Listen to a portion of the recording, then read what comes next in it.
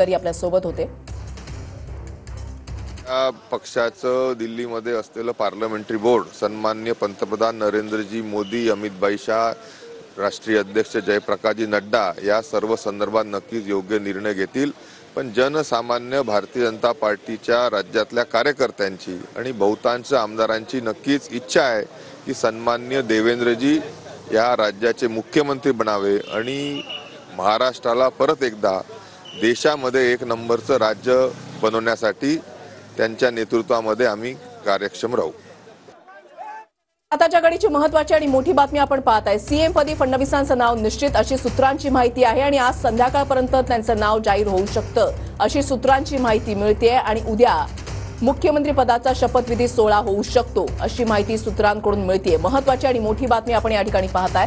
नेत्यांच्या प्रतिक्रिया सुद्धा आता या ठिकाणी येऊ लागलेल्या आहेत। फॉर्म्युले जे आहे ते समोर येत होते।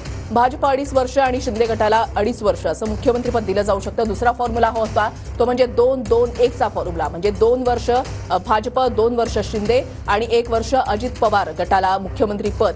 मात्र असं असताना आता जी माहिती येते त्यासाठी सीएम पदी फडणवीसांचं नाव निश्चित झाल्याची सूत्रांची माहिती आहे। पुन्हा एकदा जाऊयात, विनायक डावरुंग आमचे प्रतिनिधी आमच्या सोबत आहेत। विनायक,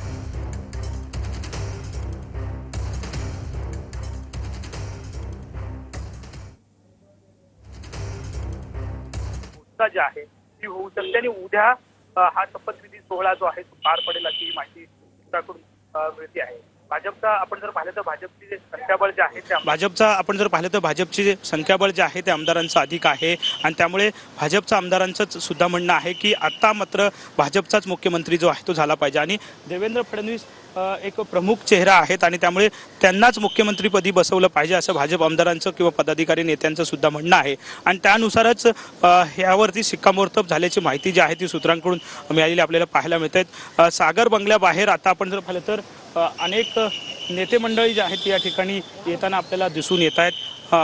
साहजिकच भेटीगाठी जी आहे ते सागर बंगल्यावरती कालपासूनच सुरू असलेले आपल्याला पाहायला मिळत आहेत आणि असातच हे नाव निश्चित झाल्याची माहिती जी आहे ती आता सध्या समोर आलेली पाहायला मिळते। भाजपने गेले 2.5 वर्ष आपण जर पाहिलं तर संख्याबळ असताना सुद्धा एकनाथ शिंदे यांना मुख्यमंत्री पदाची माळ जी आहे ती मुख्यमंत्री पदाची माळ एकनाथ शिंदेच्या गळ्यात टाकलेली होती आणि भाजपने त्याग जो आहे तो कुठेतरी 2.5 वर्ष केला होता। आता मात्र पुन्हा असा त्याग करायचा नाही अशी काहीतरी भूमिका जी आहे ती भाजपची असावी आणि त्यामुळेच या ठिकाणी आपण जर पाहिलं तर जोडगेवार